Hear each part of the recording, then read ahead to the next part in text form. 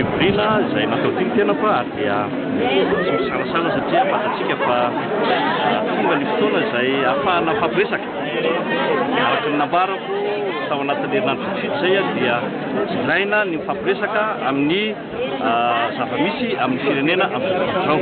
ary dia isaorako ny eto amin'ny fikambanana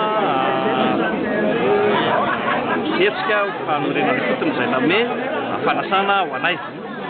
mazava azy araka ny kabary izay rentsika teo ireo reta izay nanday fitenenana ny amin'ny hoe alohan'ny mba anaovana ny fifidianana dia mba tsara mba fampiresaka sy mba misy dialogue mba hisy zavatra tsara vaorina izay voaboroso amin'ny fifidianana ary dia ny tena manokana moa dia malaika ary tena miombokevitra ao amin'izany hoe andeo tokoa aloha mba hifampiresaka hametraka rafitra anankiray hiverina fa ahafahana tsara kokoa amin'ny fifidianana satria mety betsaka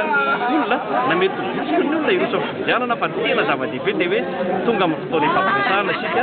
dia mba mitondra izay tokony hoentina ao anatin'izay.